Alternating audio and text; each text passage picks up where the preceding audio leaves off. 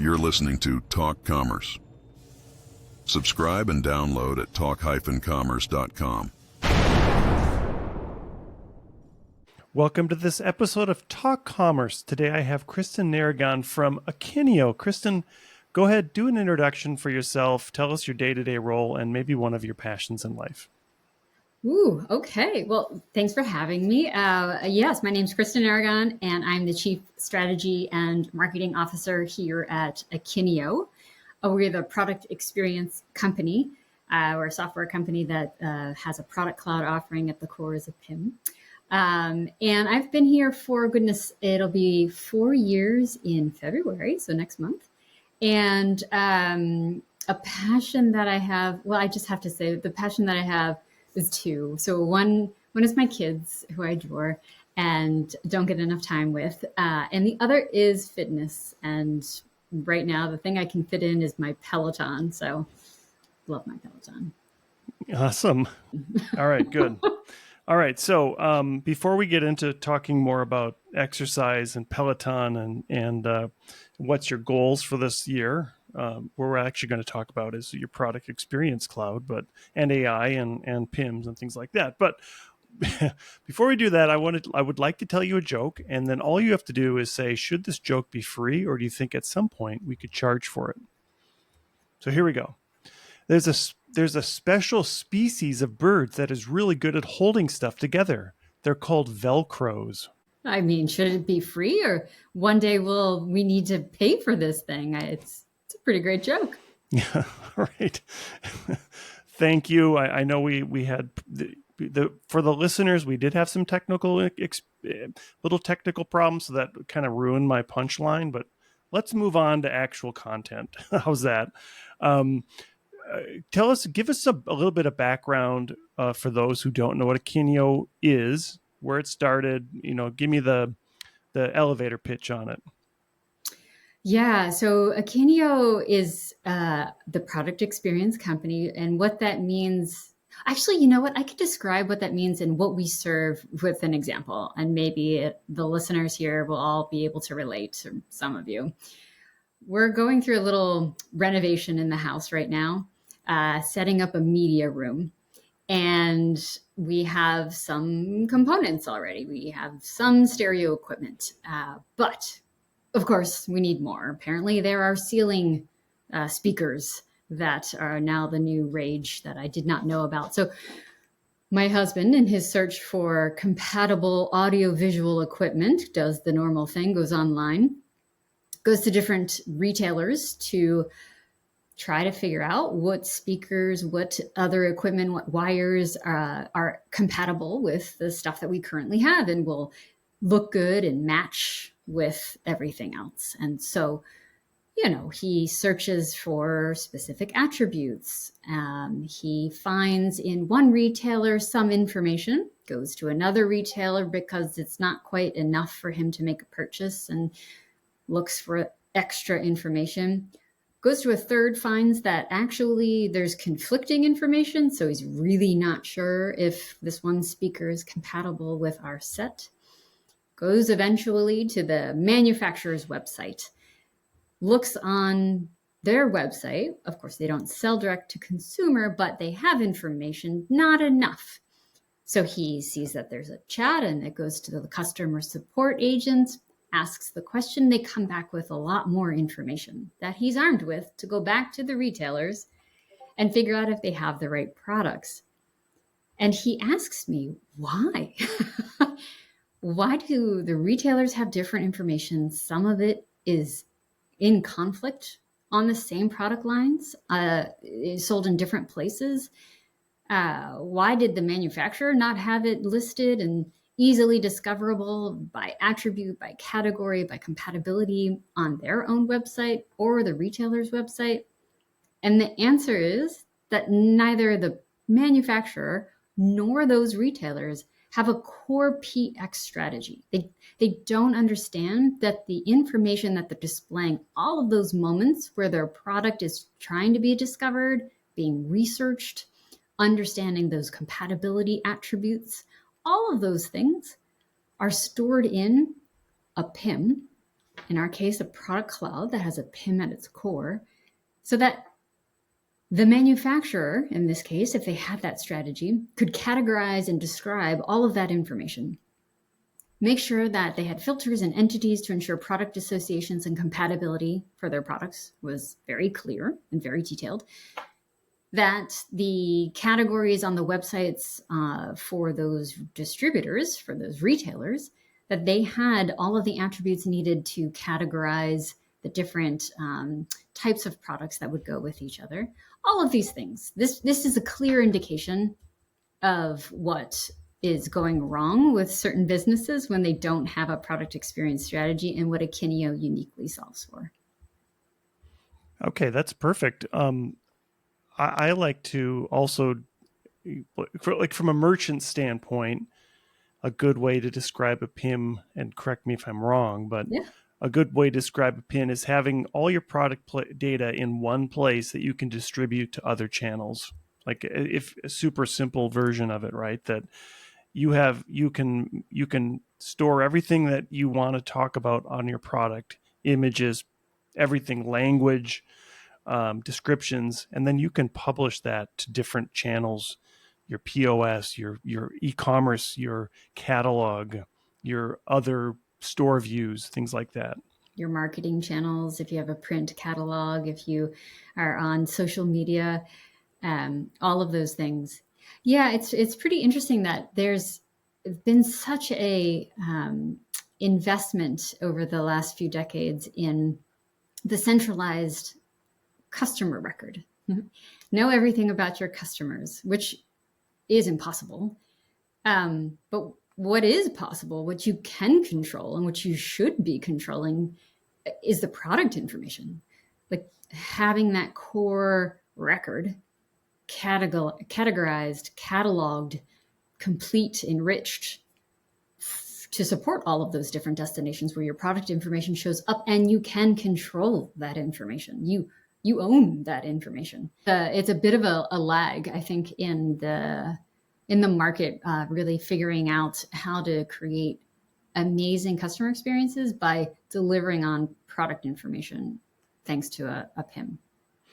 Yeah. So, I think I love the term product experience. And I think a lot of businesses just maybe overlook the idea. What impacts have you seen where businesses have adopted this product experience strategy already? What, like, looking at businesses that have already done this, what sort of impacts have you seen from their product standpoint? Sure. It's pretty fascinating, actually. And it touches a lot of parts of the business.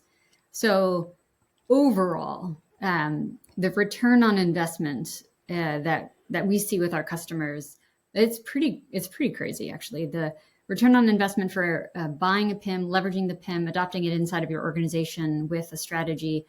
We commissioned a Forrester report that yielded back the number for us, and it was 365% ROI, which is pretty outrageous. But if you unpack that, you'll see why. We have a company like Rural King as a customer, and they are retailers of farm equipment and farm supplies in rural America. They increased the portfolio of new products that they sold by 50% by implementing a PIM, which is pretty substantial. They also had a 36% increase in sales during the first Black Friday after fully implementing their PIM. That's also pretty significant. Thanks to the PIM, they were able to, with COVID, they were able to pivot their business model real quickly to online purchase with in-store pickup. And that increased their online, that motion, the sales, by 34%.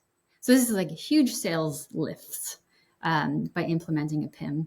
We have Staples Canada that cut their time to market. So when they receive products from their suppliers and then put them on their sales channels, that time to market used to be 24 hours. They do it now in 15 minutes. So the lost sales opportunity of not being able to get your products in market quickly, it's huge, right? Like that's a big impact. We have a fast fashion company in the UK, Boohoo, that can create up to 300,000 SKUs in a single day. This is like rapid product description, enrichment, and then display. 300,000 products in a single day. And then on the employee side, imagine that before a PIM or with a PIM that's not well suited for business adoption, we've got people who are doing a lot of workarounds and manual searches and manual completions and sharing of files, the classic Excel spreadsheets. So it's pretty drudgerous work. It's not fun. There's high employee turnover, and there's a lot of wasted time. And so we've got a company called Akeneo that saved 2.5 million euros by freeing up 8,557 days of employee time, which is significant. So a lot of really great savings and employee satisfaction and reduced returns, increased sales, faster time to market, a lot of impacts for implementing a product experience strategy. If I'm a CMO or I'm a marketing leader and I know I need a PIM for my e-commerce environment, and let's just say that it's a company that's growing, they're adding multiple channels, but let's just say the CFO doesn't believe in it or doesn't know about it. What do you do to help them understand the need for it and how that benefit? You gave us some good ROI examples, but is there tactics that you can give to your marketing person who knows they need it, but they'll also need to sell it to the leadership team?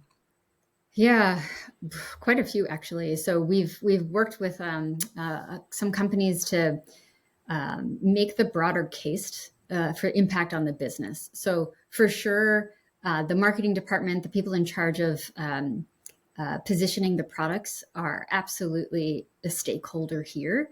But if that person also goes and finds the head of IT, right, the CIO, the CTO, and if that CIO, CTO has a broad view of the different stakeholders and what those activities are that they're doing in their silos. So let's say the IT team is getting requests from the e-commerce team. They're getting requests from the marketplaces team, the team that is distributing to third-party retailers and distributors, all with similar pain points around, help me to consolidate this data, help me to map all of these sources, like from the ERP system or from different suppliers, and put them into one single place so that I can get it to my siloed channel. That's another stakeholder, that CIO, CTO, that's going to benefit from reduced friction and accelerated time to market by implementing a PIM. So it's gathering stakeholders. And if you have multiple brands, multiple departments, all of those stakeholders have a PIM problem. If there are products to sell, there is a PIM that's needed. I would say the first thing is really gathering all of those various different stakeholders that you can find to help bolster the case. That's one. To absolutely leverage some of those ROI reports that we have. We also have a product experience strategy self-assessment tool that you can take free at akeneo.com. And that also helps to build the case for where you are in your product experience strategy journey, let's say, and what you could do, like quick tips and tricks, rich tips and tricks, I'd say, to increase and improve that PX experience and the impact it'll have on the business. I like where you went there. I think that a lot of times all the C-level people don't quite, maybe they don't understand the intricacies of what a marketing team wants, what the technology team wants. What do you tell them? do you have a strategy to help build the bridge between the technology team and the marketing team to help them understand some of those cost savings? Yeah, I honestly, a lot of it lies in those examples from our customers. And so we do have, depending on the stakeholder, a lot of different examples of champions from our customers from different parts of the organization who benefited from implementing. So we have a well-known B2B company, primarily B2B company. They have heavy equipment. They manufacture and sell heavy equipment, a lot of it for farming, a lot of it for construction and manufacturing. And they also had a smaller but higher growth consumer business. And you imagine all the different stakeholders there. There's the reseller business, there's the parts and fitment business, there's the new product manufacturing business, there's the consumer business, lots of different stakeholders. And they needed to have content for Instagram. They were moving into making sure they had product information on Instagram so that they could not only reach consumers, but also show in context a more friendly experience to businesses as well. And we have those stakeholders coming together to say, hey, this is a chaotic, time-consuming drag on our business. And we have a lot of those stories that we share with our prospects to make sure that they understand that, yes, you might be, the first use case might be, hey, I'm launching or changing my e-commerce front end. And so now's a good time to swap out my PIM or start with a PIM. But that's just step one, phase one. And I know that I will help the business streamline so many other go-to-market motions. I want to key in on the point of using Instagram. And I think that a lot of marketers, and I shouldn't make this assumption, but a lot of them don't put together the fact that product information is as important as content information. And your content is driven from product. Sure just is. a couple of minutes on how important that is to get that product information out to content, to platforms, blogging, articles, PRs, anything that some marketer would do to generate content. It all starts with a product, right? And I think that's always overlooked. It is sadly always overlooked. I think the number one issue that we have in helping these companies is awareness of that problem. And we had a lot of great growth this year and a pretty tough buying climate for software in general. And I think it's part and parcel to some of the information we've been able to get out about, just that impact of implementing this strategy on the business to help save it, right? If things are going bad and we're all in a tough economic climate, but also to help growth and help accelerate growth in good times and maybe not so good times. And yes, you never know where your customers are going to go, where they're going to start their journey, where they're going to end their journey, what those touch points are that guide them through to conversion. And actually, it's not even as important to convert these days as it is to keep the customer and not have them return the product. The impact of product returns on a company as well as the environment is just, it's devastating. It's devastating for all of us. And so making sure that the product information that is displayed along that journey, no matter where those customers happen to go and look, making sure it's consistent, making sure that it's complete, so that, like my husband who's going and shopping, if he buys this, a wire to connect the dots here for our media room, and it actually isn't compatible, he's returning that. And he had a bad customer experience. He might not ever go back to that retailer because it all could have been solved with this product information solution. So it seems so obvious, I guess, and sometimes the things that seem so obvious are often overlooked. Yeah, I agree with that 100%. So it's one of the things that that we've been talking about last year, and I don't know if your listeners if our listeners were aware, but there's this thing called AI that's come out, Oh, yeah. and I'm sure that it's crossing paths with other technology in our industry. Um, Tell us a little bit about where you see 2024 going, both for the commerce world and the corporate world, but specifically in this product experience world, and the use of AI. Yeah. Oh, so much to talk about here. That's fun. So I'll start with the context of how AI is working its way into product experience management. And for us, it starts with the launch of our app store inside of our PIM at the beginning of 2023. This was a market first for PIM applications to have an in-application app store. We did this to bring integrations and extensions a lot closer, like a click away, let's say, to our customers, give them rapid access to innovation from our partners to be able to build custom extensions of their own inside of a SaaS platform. And so this really was the platform that enabled innovation around AI. We had about, over the course of this past year, around about a dozen applications that were developed leveraging AI to help different parts of the product experience management process.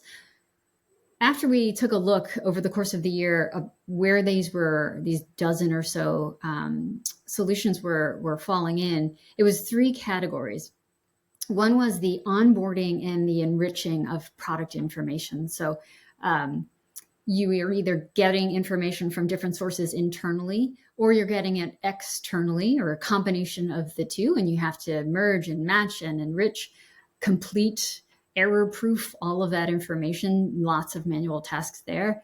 AI is being applied smartly to that, and machine learning. So that's like phase one. Phase two is like the hot topic of generative AI, and the most common applications that we saw in this generative AI content enrichment piece was descriptions. So like romance descriptions, you provide the prompt of the attributes and your brand qualities and descriptions, and outputs a prompt for your romance copy for your products. That's the second one. And then the third category of AI-powered applications that we saw for our product was language translation and localization, which is a really hard challenge to solve where AI comes in handy. And so what this empowered us to do was really to see, hey, like which of these solutions here is having the most staying power with our customers? Like what are the hardest problems that our customers are trying to solve and leverage AI to accelerate? Which ones do they trust, right? I think AI is inherently, I don't know, fraught might be too much of a word, but inherently prone to maybe some mistrust and around hallucinations and making up information that is incorrect.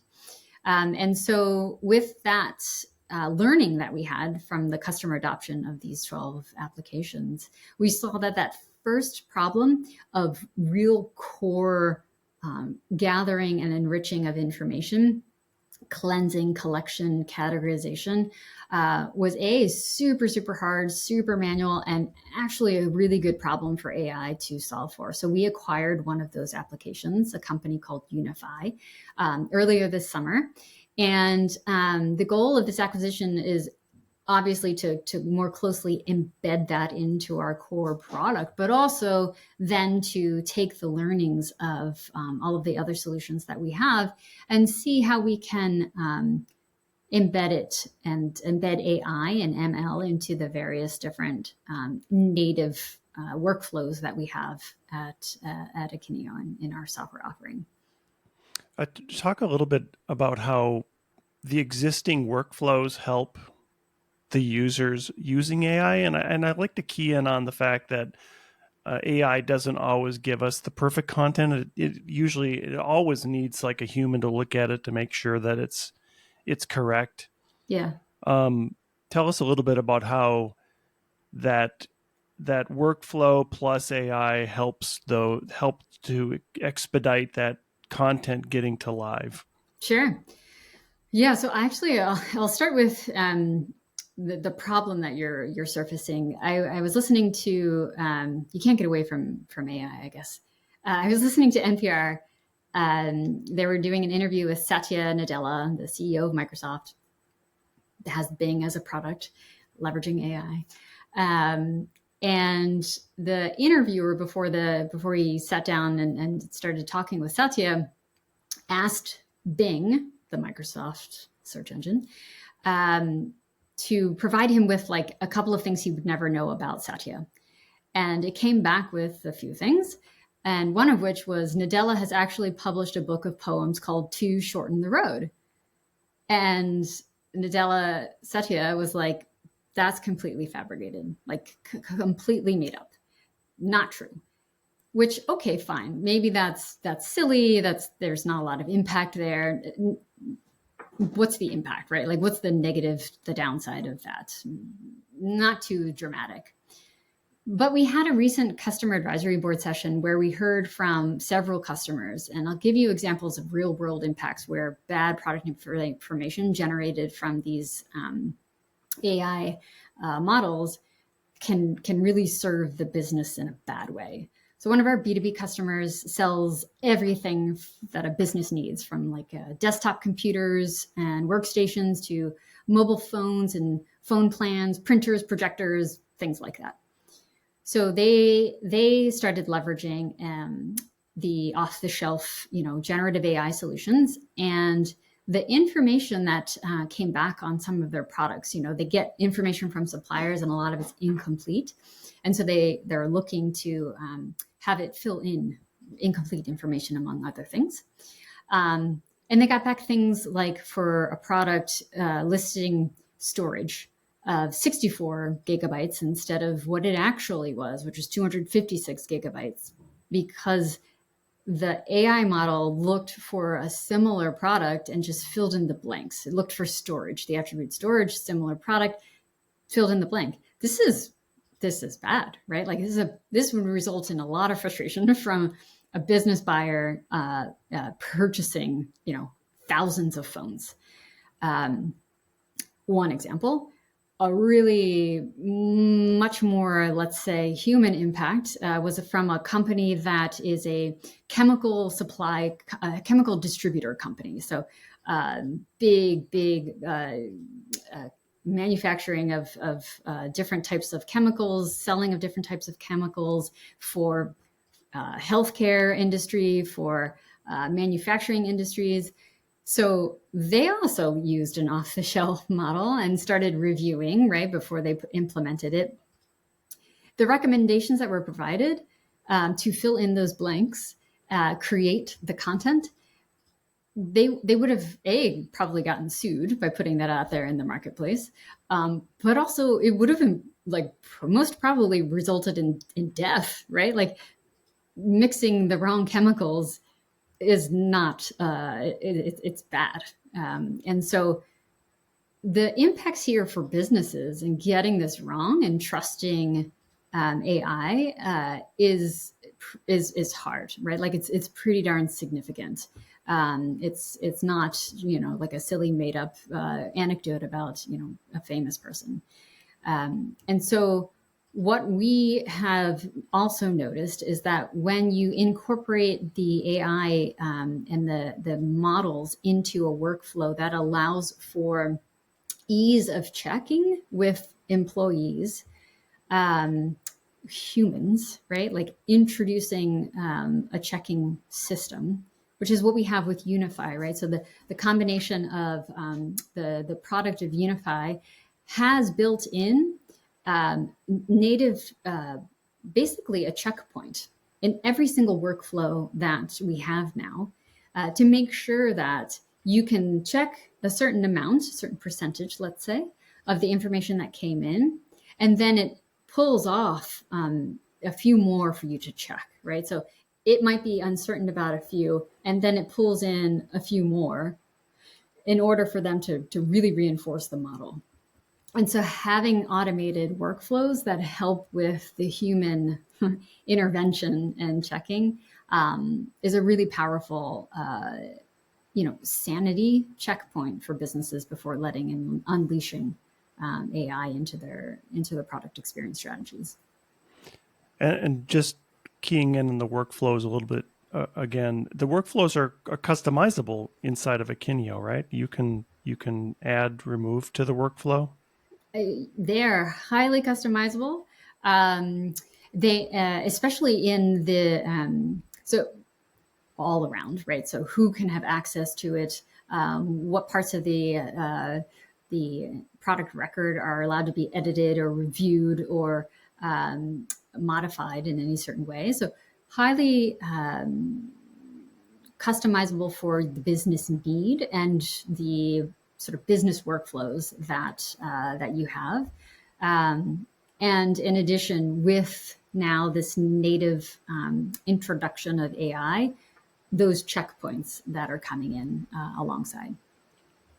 Yeah, that's such a great example of why you can't depend on AI. I mean, it's sort of like hiring a really good sixth grade writer, right? Who's going to make stuff up if they don't know what they're doing, right? AI can be certainly seen as that, or they could even be that arrogant PhD student who, hey, I don't know this, but I'm not going to be wrong, so I'm going to just throw something out there. I love what you said about the poet, that AI is sometimes going to give you those same type of results, and having that. I like the workflows inside of Akeneo because I love the fact that you can customize it and make it what you need for your team to make it. And you could, having people look at specific items in that process to make sure that that content is what number one, it's correct, right? Yes. But then number two is that what the client would like to listen to see as well. Because I think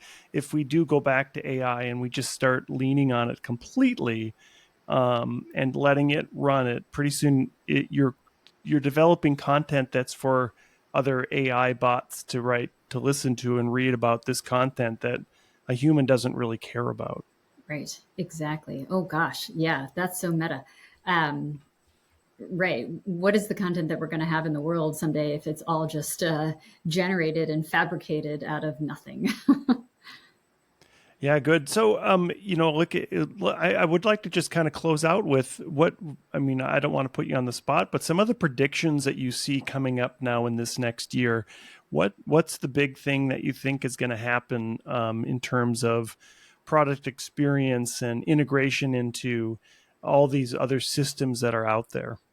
Yeah, it is. It's a good question. I would say, obviously, I think AI is going to continue to have impacts here, and we continue to invest and understand thoughtfully how this can improve. Right? I mean, I think we have a core business problem that we are solving, and it's like you said, it's having a centralized place, core record for product information, getting it out to anywhere it needs to go, and then full circle optimizing it to make sure that it's having the impact you need it to have.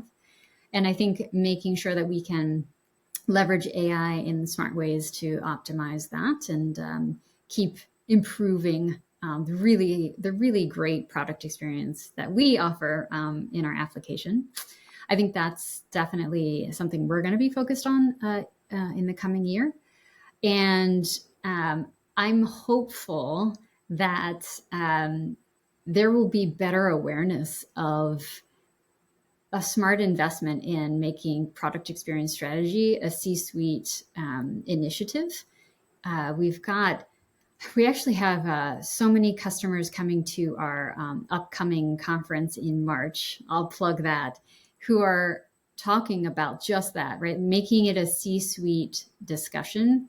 We'll have one of our customers, the CEO, of carparts.com coming and talking about that, why this is imperative strategy for their business. And I think I'm hopeful, let's say, that is an unlock that a lot of customers and a lot of companies with products to sell will see in this year, is investing in a product experience strategy. I want to close out with a question and maybe a sort of a thoughtful or a wish that I would have. I think a lot of people look at AI and they automatically think of generative AI and developing content. But another great tool for AI and machine learning is refining data, looking at data, and seeing what's performing well.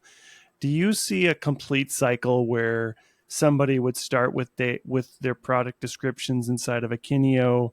It's going to go to some other platform like Shopware, get fulfilled. You'll see that fulfillment inside of Google Analytics or Adobe Analytics or whatever tool you're using. And then coming back to Akeneo to give some suggestions on different ideas for better conversions on that content. Is that already happening? And B, is that something that you see, that sort of full circle for product experience? Do you see that happening inside of Akeneo? Yeah, you've been listening, I think, to our our strategy pitches inside it's at Akeneo. Yeah, absolutely. So one of the things that we know for certain is that the product experience is driven by much more than what is today solved for inside of a PIM alone, right? A PIM has a very specific application and use case and business need that it's solving for. And we are building around the PIM as part of our product strategy to make sure that all of the components that are served on any given product detail page, and those things include some of what you talked about, like the availability of those products, the price of those products, especially if they change depending on availability or season or whatnot. User-generated content, making sure that you're able to understand how people are talking about your products, and then maybe that also inputs back into your PIM to better describe them in different ways to resonate more with the information you learn from user-generated content. All of those things that show up on a product detail page, that's product information. And it deserves analytics in order to be able to understand that interaction between us as business buyers or consumers, that information, and our purchase and return behavior. And so absolutely, for certain, that's part of our strategy, is to make sure that we can seamlessly connect, ingest, analyze, and provide recommendations for all of those parts of the product information and product experience process. That's awesome. Thank you. And I can't wait to see what's in the future now. It's exciting. So you're going to be at, you're coming up, you have some conferences you're going to attend, and Akeneo is going to be at a lot of those especially this spring as the conference cycle comes around.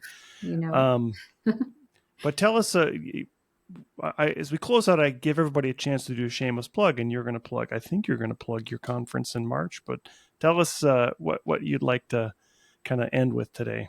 Gosh, we try to be at a lot of places where any type of business buyer or a consumer company is. And so one of the next ones is NRF in January. So we'll be there in full force. We've got a speaking session called The Secret to Decreasing Returns While Simultaneously Increasing AOV, CLV, and overall sales. So definitely a must attend session there at NRF in New York. But then looking ahead into March, absolutely, we have our customer and community conference.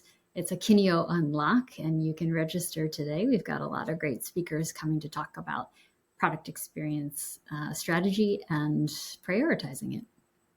Awesome. And where is that?